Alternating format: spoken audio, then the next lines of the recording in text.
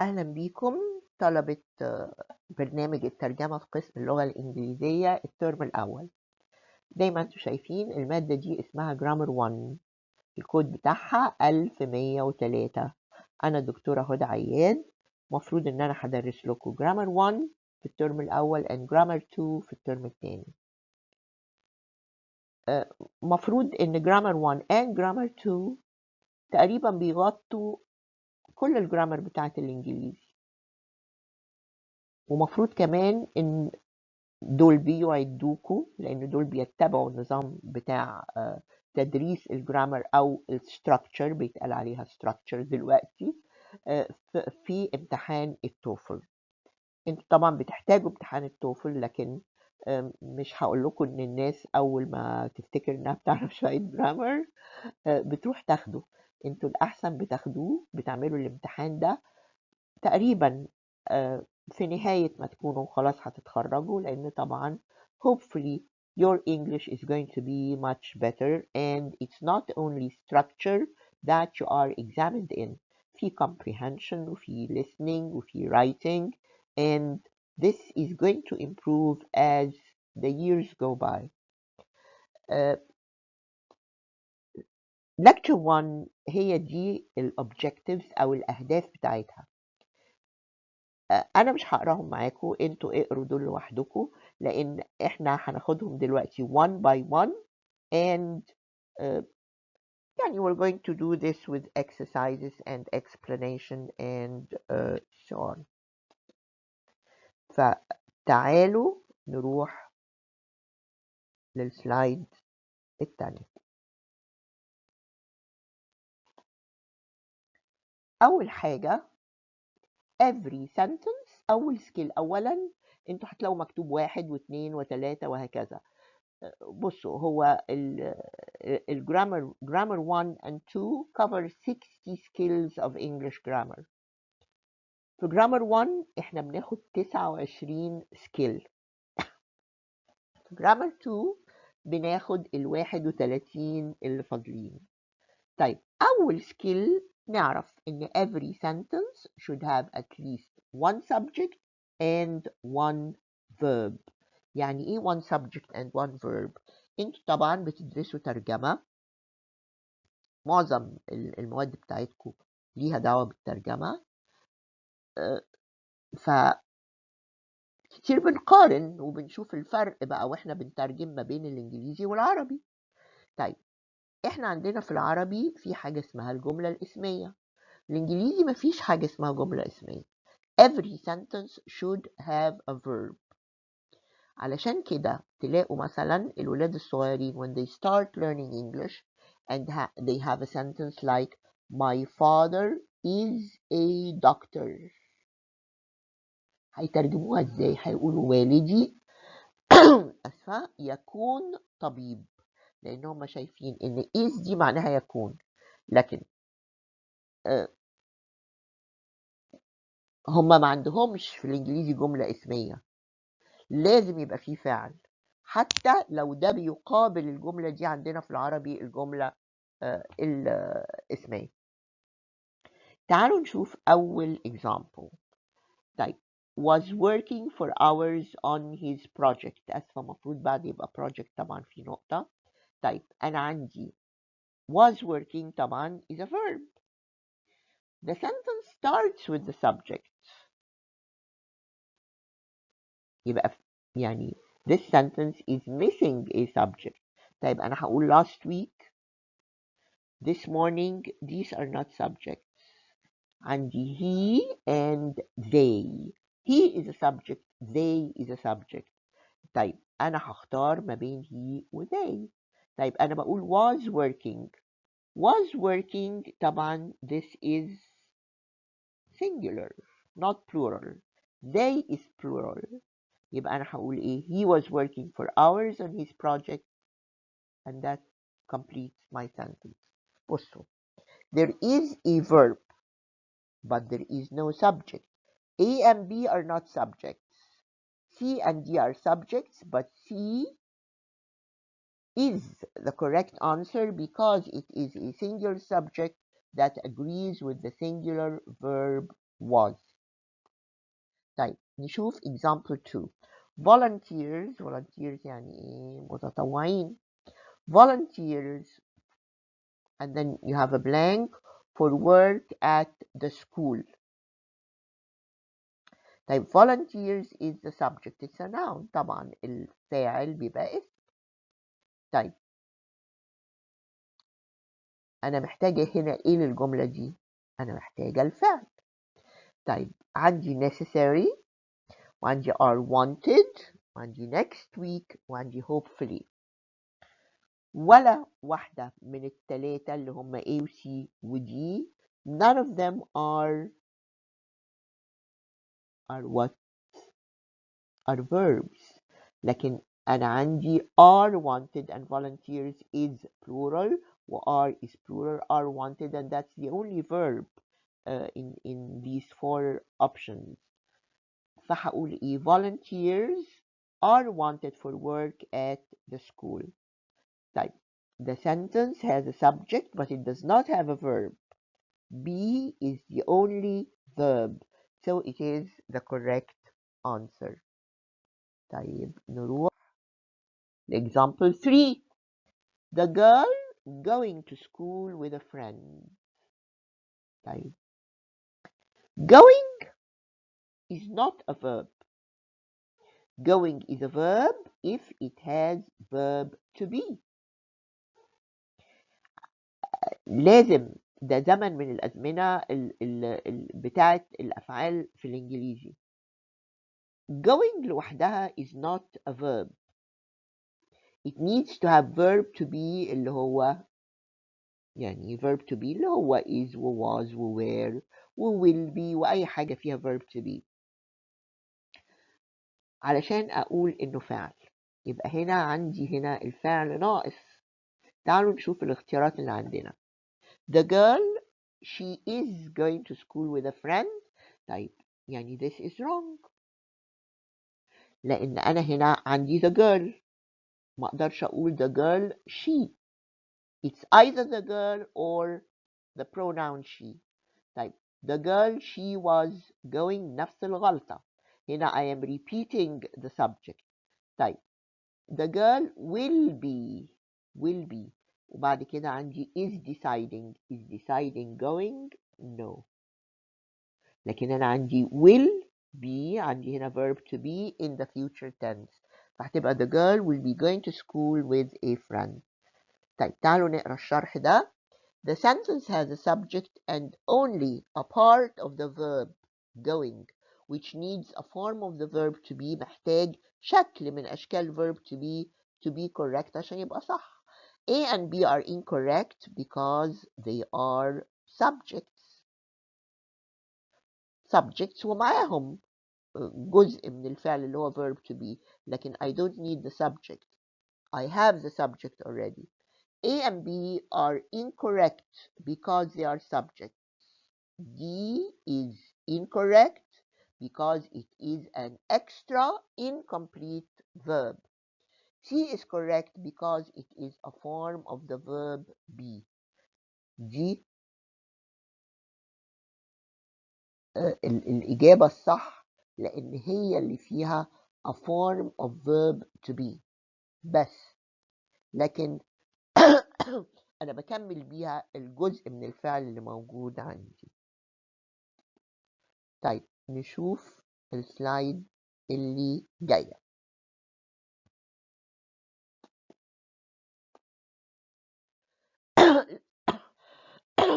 طيب exercise 1.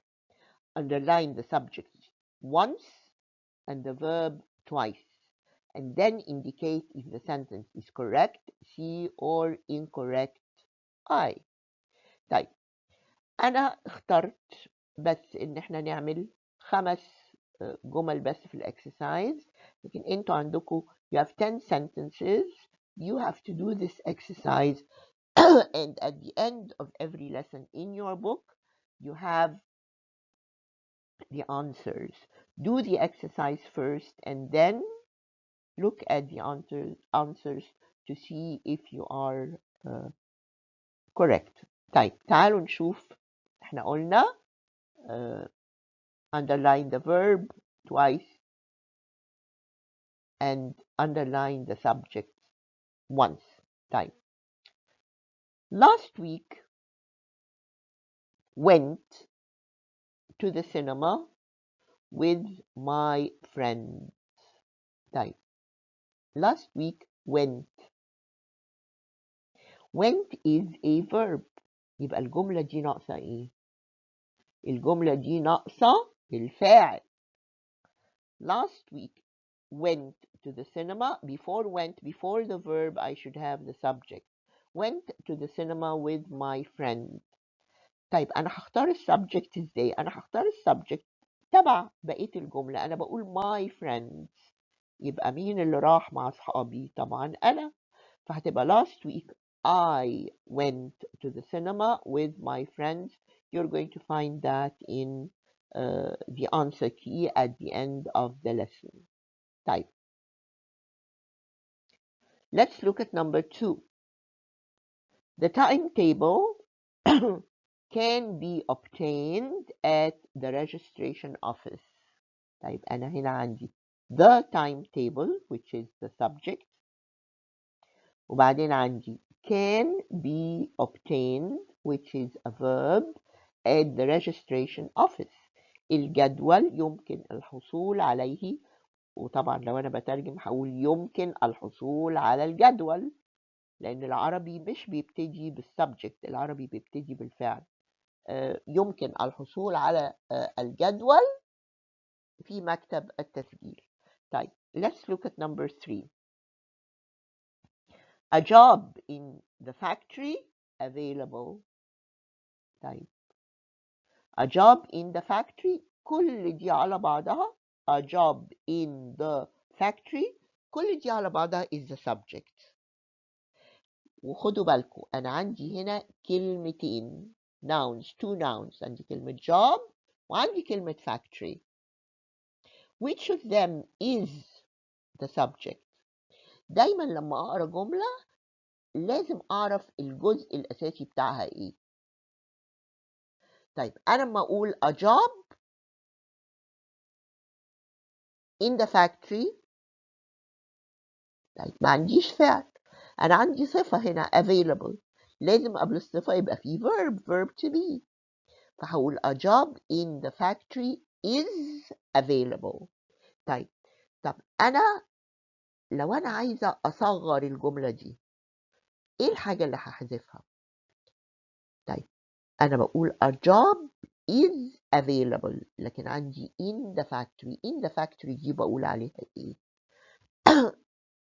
in the factory بقول عليها prepositional phrase. prepositional phrase لأنها بتبتدي ب preposition اللي هو in. phrase كلمة phrase يعني a group of words without a verb.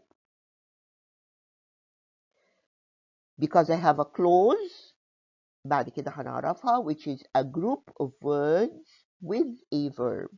طيب يبقى الجملة الأساسية بتاعتي إيه؟ اللي هي الفاعل والفعل، والفعل اللي محتاج هنا تكملة اللي هي الصفة الأخيرة، لأن أنا مش هقول a job is. a job is this is not a complete sentence. verb to be needs something to complement it.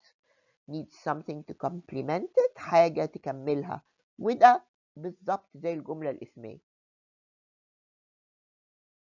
a job is available. طيب in the factory أي prepositional phrases في الجملة ممكن أحذفهم على فكرة، لكن I should always keep the subject and the main verb، لأن بعد كده أنا ممكن يبقى عندي جمل وفيها أكتر من فعل، لكن there is only one main verb، فعل أساسي للجملة اللي هو الفعل بتاع السبجكت اللي في الجملة. طيب نشوف نمرة 4. The new law provides many options. القانون الجديد قدم اختيارات كتيرة قوي. طيب the new law provides. طيب الفعل هنا هو فعل بس هو غلط. أنا ممكن أقول the new law provides many options. هيبقى present simple tense. The new law provides many options. لكن لو قلت the new law has لازم تبقى provided, which is another tense of the verbs in English. Has provided. فأنا ممكن أقول the new law provides or the new law has provided many options. طيب the AC دي اختصار the air conditioner، وبتتقال دايما كده، الناس بتحب تختصر في الكلام. The AC can be installed only by a technician. طيب افرضوا ان انا قلت the AC can be installed، مش the AC is the subject. can be installed ممكن يتركب.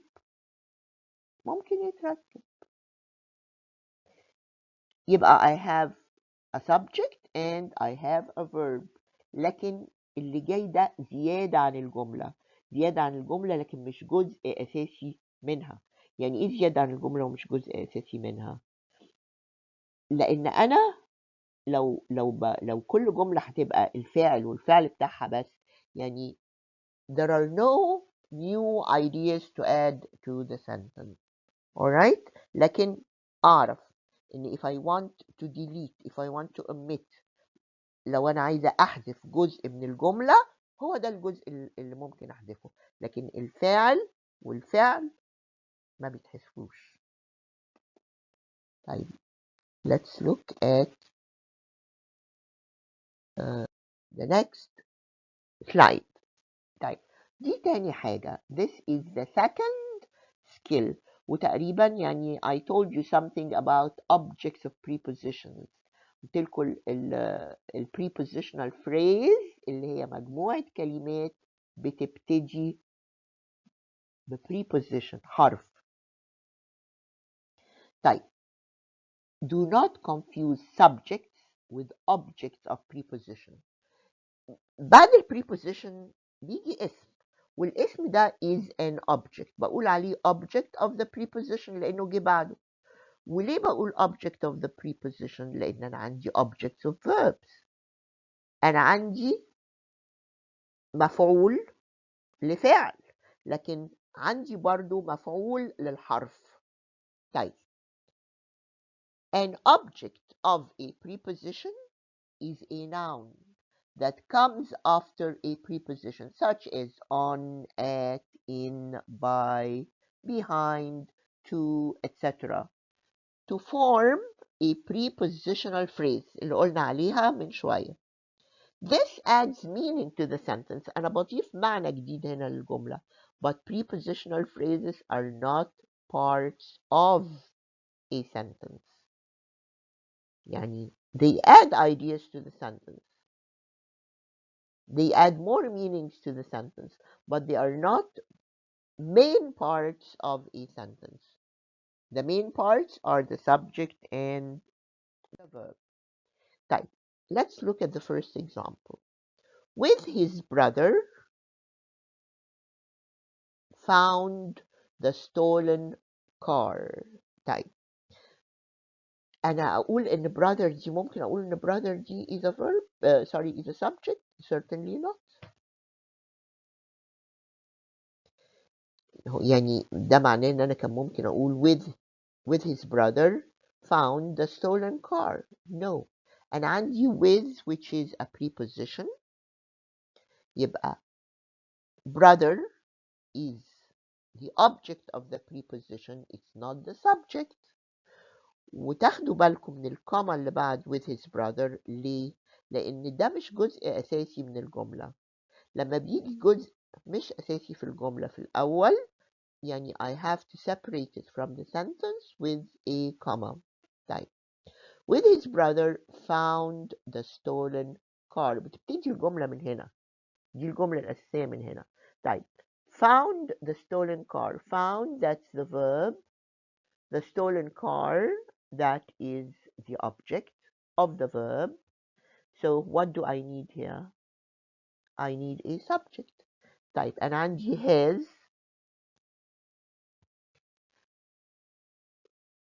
ممكن أقول has found. أنا ممكن أقول مثلا his brother has found the stolen car، وhis brother ممكن تبقى ساعتها فاعل، لكن أنا عندي with that changes everything. يبقى هنا I need a subject. طيب later is not a subject. وعندي he وعندي when. Only he is the correct answer. With his brother, he found the stolen car. Then, you should notice that the verb is found and that the noun brother is not the subject because it is an object of the preposition. الكلام اللي قلناه دلوقتي. C is the correct answer because it is a subject pronoun. Subject ممكن يبقى اسم وممكن يبقى ضمير. It's a subject pronoun. Always notice what the sentence is missing. لازم دايما لما يبقى عندي blanks to fill, I should know, I should decide what is missing in the sentence. Here the subject is missing. طيب نشوف بقى exercise 2. Each sentence contains one or more prepositional phrases. أنا طبعا ممكن يبقى عندي prepositional phrases كتير قوي، مش واحدة بس.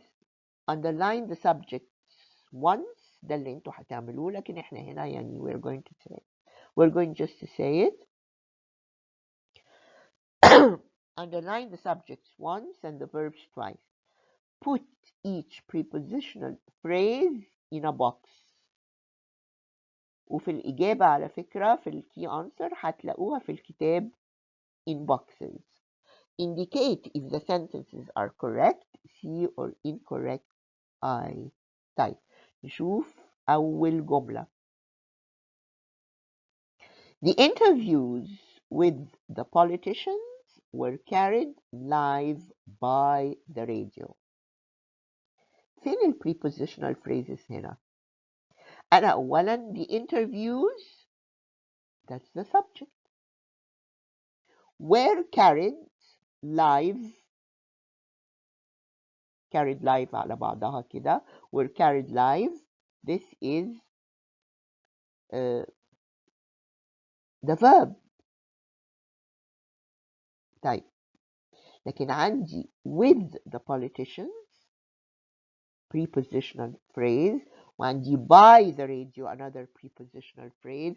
Politicians and radio both are objects of the preposition. لكن الجملة الأساسية هنا هي إيه؟ The interviews were carried live. طيب let's look at number 2. In the last moment before departure took his seat in the train. طيب in the last moment دي prepositional phrase. Before departure قبل المغادرة برضو prepositional phrase. Took his seat in the train. Who took the seat on the train? طبعا هنا ناقص عندي الفاعل the subject، فلازم أقول إيه؟ He took his seat in the train. طيب تعالوا نشوف الجملة الثالثة. At the bakery في المخبز. In the next street في الشارع اللي جنبنا. طيب at preposition in preposition يبقى the bakery.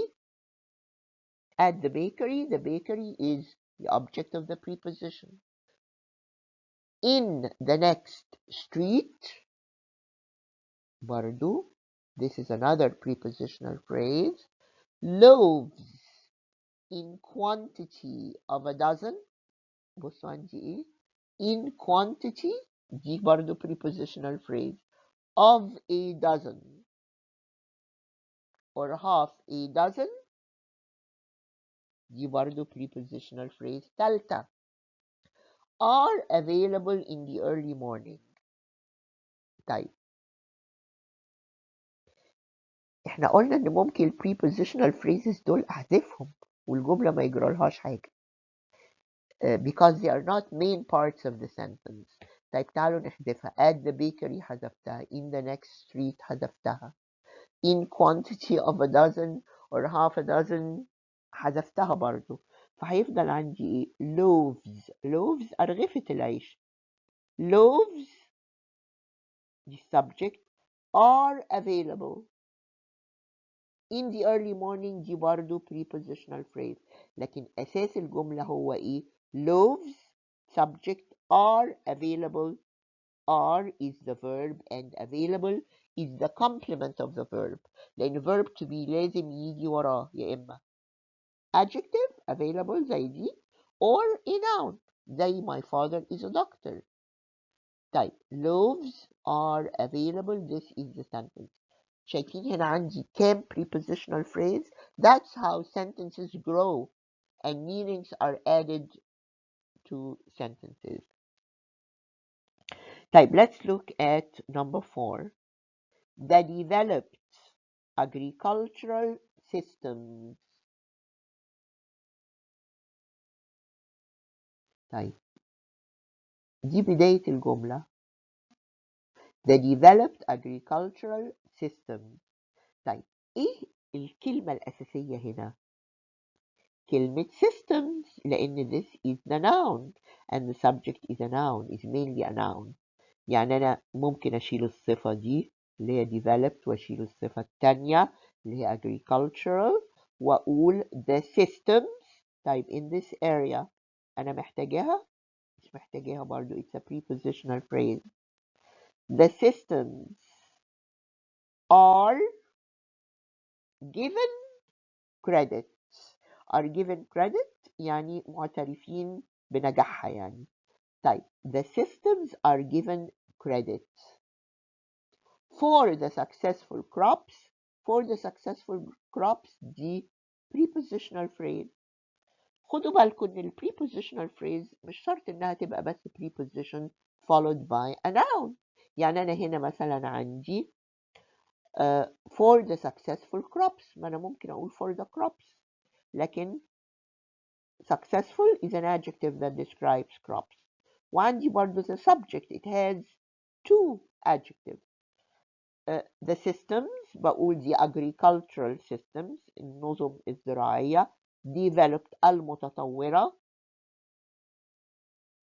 That's how writing or speaking writing or speech grow. إن أنا بضيف معاني تانية. المعاني التانية دي بقى بتبقى adjectives بتبقى phrases بتبقى clauses. بعد شوية هنعرف يعني إيه clauses لكن بيبقى دايما في الفاعل الأساسي والفعل الأساسي. طيب تعالوا نشوف آخر جملة في exercise 2. For the past 10 years at various schools in the country has been teaching language. طيب بصوا has been teaching language.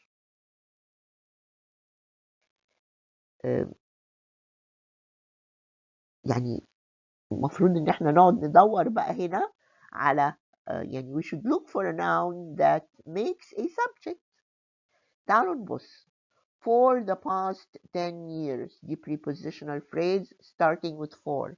At various schools another prepositional phrase. In the country a third prepositional phrase. Has been teaching language. I don't have a subject here. يبقى he ولا she has been teaching language. هنا الجملة دي فيها prepositional phrases that have nouns and do not confuse the nouns which are objects of the prepositions with what you must have as a subject for the sentence. Has been teaching هو ايه ده اللي has been teaching English ولا language. He or she طبعا it has to be singular لأن أنا عندي has been and this is a singular verb. He or she or Nadia or Ali has been teaching language. All right? طيب, let's look now at skill number 3. Note that appositives are not subjects. يعني ايه appositive؟ انتوا عارفين في العربي البدل هو ده الappositive. البدل. An appositive is a noun or a noun phrase. ممكن يبقى just one word or it could be a noun phrase which is separated by commas. ليه separated by commas؟ لأن برضو the appositive is not the subject. Alright? It's not the subject. Like it comes before or after a noun and has the same meaning. يعني ما أقول مثلا أحمد the best player in the football team scored 2 goals. مش الجملة الأساسية بتاعتي أحمد subject scored verb 2 goals جاب جونين object of the verb. طيب the best player in the football team refers to أحمد يعني هي بدل من أحمد بنقول it is an appositive. It has the same meaning as أحمد أو it refers to him اللي هو أفضل لاعب في فريق الكورة لكن it's not the subject. مادام it's not the subject it should be separated by 2 commas. طيب Ahmed and the best player are the same person, but the part of the sentence separated by commas can be omitted. أنا ممكن أقول بس it can be omitted يعني ممكن أحذفه. أنا ممكن أقول أحمد scored 2 goals and the sentence will still makes sense because أحمد is the subject. تعالوا نبص على example number 1. طيب هنا بقى مش شرط إن الاسم هو اللي يبقى subject. ممكن الاسم يبقى برضه هو البدل. طيب بصوا أنا عندي I have a blank وبعدين comma علي comma is quitting his job. is quitting his job يعني هيسيب الشغلة بتاعته. طيب بصوا بقى أنا عندي next month. أنا ممكن طبعا أقول علي is quitting his job بس كون إن أنا I have علي separated by 2 commas that means that I should have at the beginning of the sentence the subject. Ali is an appositive. It's not the subject. طيب unfortunately because of too much work وعندي my brother هختار ايه؟ هختار my brother. كان ممكن على فكرة أقول next month كوما لأن دي مش جزء أساسي من الجملة. كان ممكن أقول next month كوما علي ومن غير كوما بقى is quitting his job. البانكتويشن ليه معاني كتير قوي في الإنجليزي ولازم ناخد بالنا منه كويس. لو قلت برضو because of too much work لازم أعمل كوما أقول علي ومن غير كوما بعدها is quitting his job. لكن مدام علي is separated by 2 commas يبقى before علي I should have the subject. علي is not the subject. طيب يبقى هقول my brother علي is quitting his job. The commas tell you that Ali is not the subject. It is an appositive ده بدل من subject and the sentence needs a subject. A, B, and C are not subjects. Only D is a subject. بص على example 2. طيب أنا هنا عندي comma a blank and then a comma. Sarah hardly ever gets a bad mark. نادرا ما بتاخد نمرة وحشة. طيب أنا عندي كوما بعد البلانك. طيب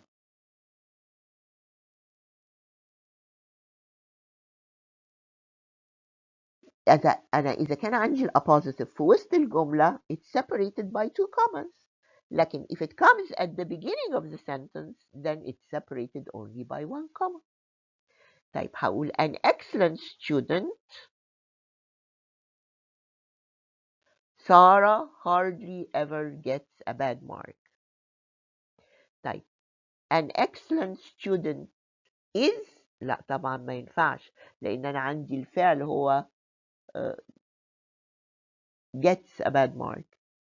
Sarah is an excellent student دي طبعا مش ممكن تبقى تكملة لأن Sarah is an excellent student دي جملة كاملة بحالها. Here excellent لا her المفروض تبقى her excellent work. never mind. طيب هنا بقى in this example Sarah is the subject and gets is the verb because no comma is separating them. عارفين لو كانت سارة زي علي كده سارة وراها كمان كوما يبقى the subject يبقى سارة would have been the appositive and not the subject. لكن مفيش وراها كوما يبقى هي السبجكت ويبقى البدل أو الابوزيتيف هو اللي جاي في الأول. You see how very important punctuation is. Sarah is the subject and gets is the verb because no comma is separating them. What the sentence needs is an appositive before the comma. A is an appositive, but B and C have a verb. يبقوا غلط. D has a noun. Work اللي هو work. But it's not the same as Sarah. كلمة work is not Sarah. Her excellent work, comma Sarah. لا work is not Sarah. لازم الكلمة اللي هي هتبقى appositive أو البدل it should refer to the subject. هي كلمة work معناها سارة؟ لا لكن كلمة student معناها سارة. alright. طيب let's look at the fourth skill اللي هي present participles are not verbs. يعني ايه present participles are not verbs and what are present participles. انتوا عارفين الجملة اللي جت في الأول اللي كانت going أو حاجة كده وقلت لكم إن this is not this is part of the verb but it needs verb to be to make it a verb. اللي هو الفعل لما يبقى فيه ing. الفعل اللي فيه ing is called a present participle. طيب a present participle is the ing form of the verb. It can be one part of the verb لو معاه verb to be or it can be an adjective. وانتوا عارفين كمان ان it can be a noun. دي عارفينها دايما بتبقوا عارفينها مش عارفة ليه all students know it. ان انا اقول مثلا reading لو انا بقول I am reading am reading is the verb مش reading بس verb to be plus the present participle. طيب I like reading هنا اسمها gerund هي noun it serves as a noun. وبعدين my reading book reading هنا كتاب القراية reading book my reading book يبقى reading هنا بقت adjective. طيب ده معناه ايه ان ال present participle can be used as an adjective and it can be used as a part of the verb and it can be used as a noun. تعالوا نشوف الشرح ده.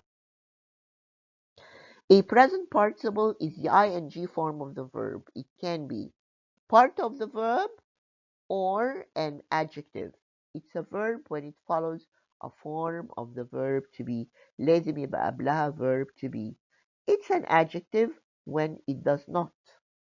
في غلطة هنا طبعا when جاي بعديها نقطة معلش. طيب It's an adjective when it does not. طيب يعني لما أقول the child is sleeping in the car.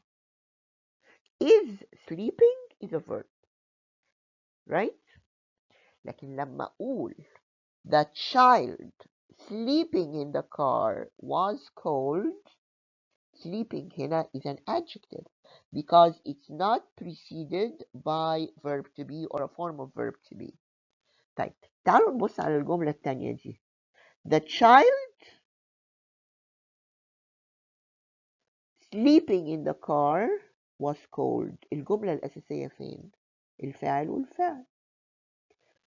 Adjectives can be omitted and phrasal and prepositional phrases can also be omitted. يبقى الجملة الأساسية هي فين؟ The child was cold. Sleeping وصفته بإنه sleeping وبعدين زودت معنى تاني برضو في الجملة in the car through this prepositional phrase. تعالوا نشوف السلايد اللي جاية.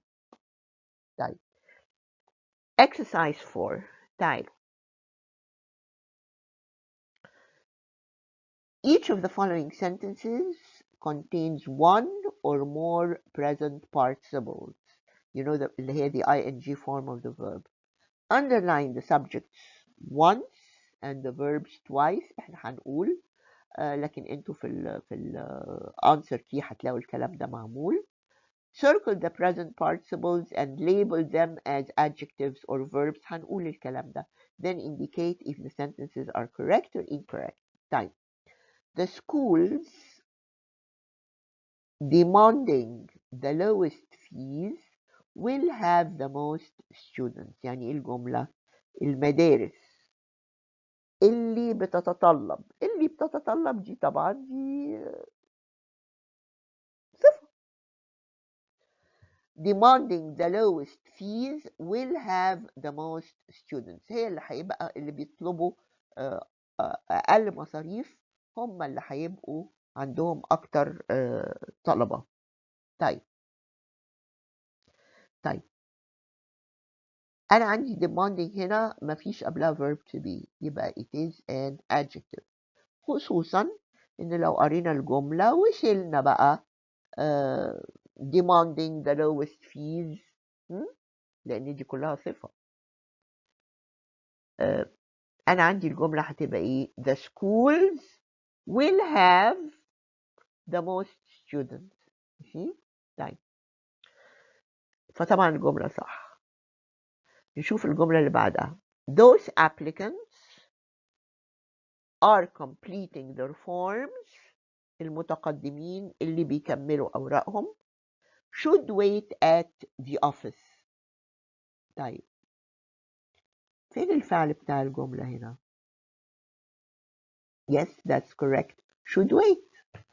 Those applicants should wait at the office. يبقى أنا عندي الفعل should wait. يبقى are completing إيه؟ أنا كان ممكن أقول those applicants are completing their forms. خلاص بقت are completing هي الفعل. لكن خلصت الجملة عن their forms. لكن ما دام أنا عندي الفعل لسه ما جاش يبقى are completing دي this is incorrect. هي المفروض تبقى صفة. يبقى those applicants completing their forms should wait at the office. طيب. The carpenters are demonstrating بيعرضوا النجارين بيعرضوا the carpenters are demonstrating furniture at spaces في أماكن in the fair في المعرض. طيب the carpenters is the subject. Are demonstrating is the verb. It's correct. The parties are organizing the largest campaign will attract. ده will attract دي هي الفعل. يبقى ازاي are organizing تبقى فعل؟ طيب هتبقى ايه؟ The parties organizing the largest campaign. الأحزاب اللي عاملة أكبر حملات will attract the most voters. هي اللي هتجذب الأصوات الأكتر. طيب the student getting 90. طبعا الجملة دي نمرة 4 دي غلط. يبقى the parties organizing the largest campaigns دي صفة will attract the most voters. Correct. The student getting 90% is given a scholarship. طيب أنا ممكن أقول the student is given a scholarship لكن وصفت student بأنه getting 90% وهي هنا صح. The student getting 90% it is an adjective. It does not have a form of verb to be لأن أنا عندي is given هي الفعل بتاع الجملة. وهنوصل دلوقتي للنقطة أو للسكيل الأخرانية في lecture 1. طيب past participles are not verbs. برضو انتوا عارفين زي ما قلنا present participle اللي هو ال ing form of the verb.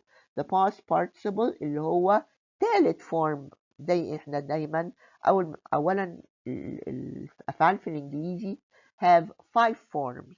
هنتكلم عنهم ايه هما ال5 يعني ال5 forms دول هنتكلم عنهم بالتفصيل لما نبقى في term 2. لكن أنا دايما بنقول عندنا ال present وال past وال past participle اللي هو تالت form. طيب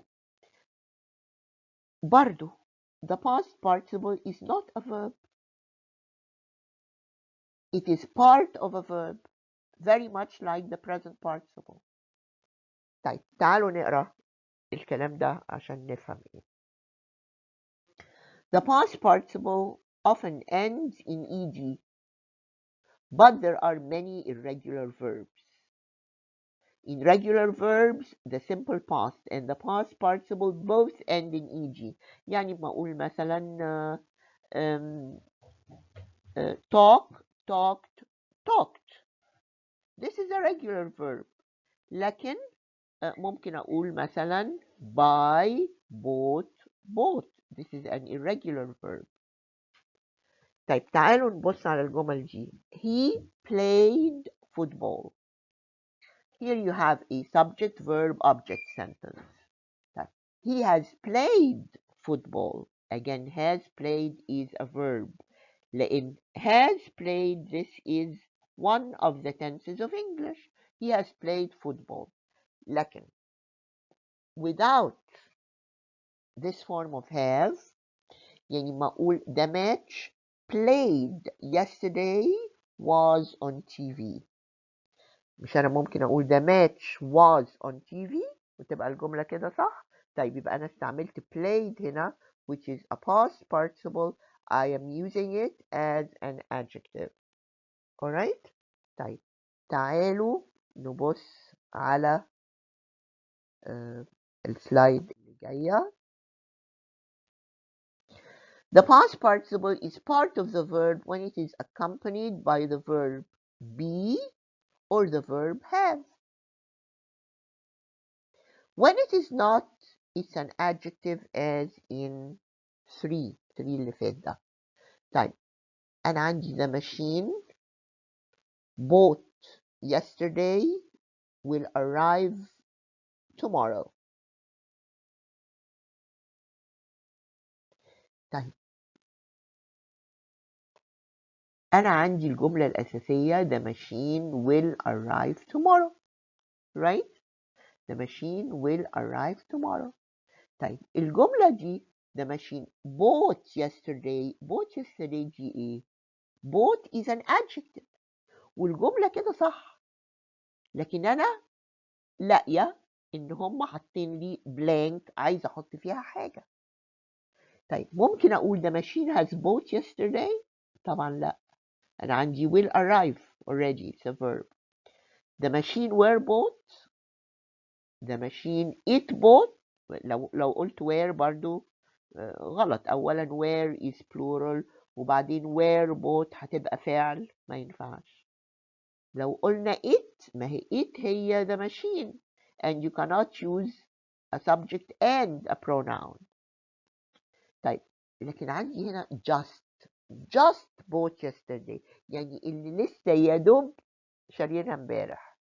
طيب it's clear that the subject is the machine and the verb is will arrive. A and B are wrong. and C is a pronoun which is not needed. I can't have a subject and a pronoun.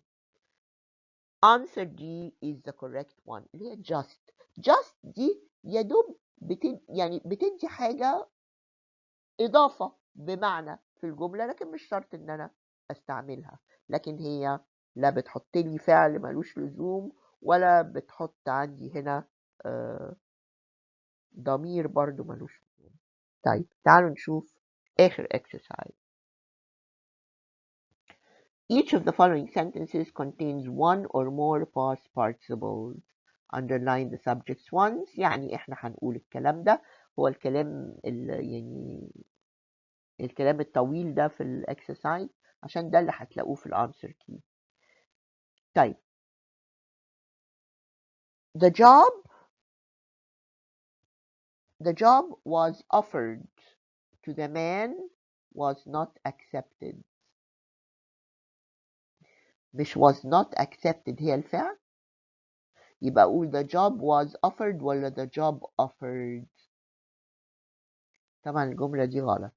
the job offered to the man offered بستعملها كصفة. the job offered to the man was not accepted هي الفعل.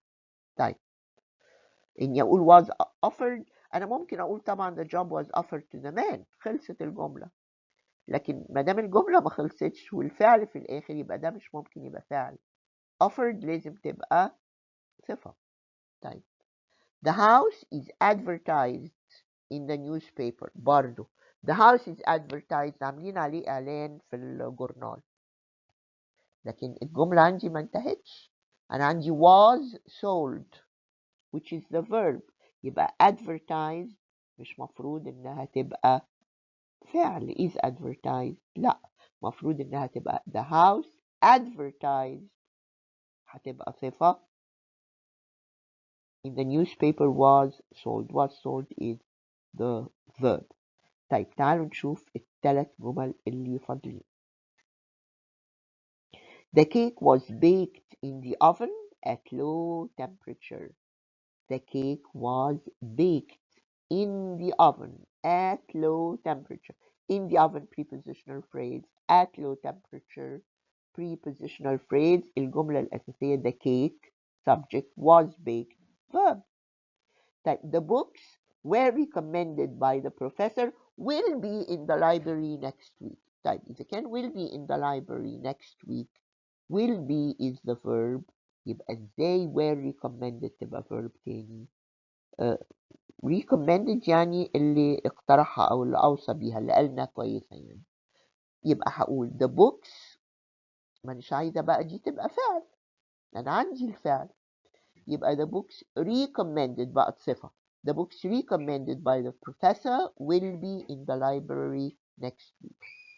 طيب اخر جمله the plane was attacked by the hijackers came under the control of the airport police. برضو was attacked is a verb، كان ممكن أقول the plane was attacked by the hijackers وخلصت الجملة، لكن أنا عندي came is a verb، يبقى the plane مش عايزة بقى was attacked تبقى فعل، عايزة تبقى صفة. the plane attacked اللي هجموا عليها the hijackers اللي هم بيختطفوا الطائرات came under the control of the airport police. يبقى الجملة دي غلط، لازم attacked ما يبقاش قبلها verb to be لأنها مش فعل. أنا عندي الفعل came، يبقى the plane attacked by the hijackers came under the control of the airport police. Thank you very much. This completes our first lecture, and we meet again for the second lecture. Thank you.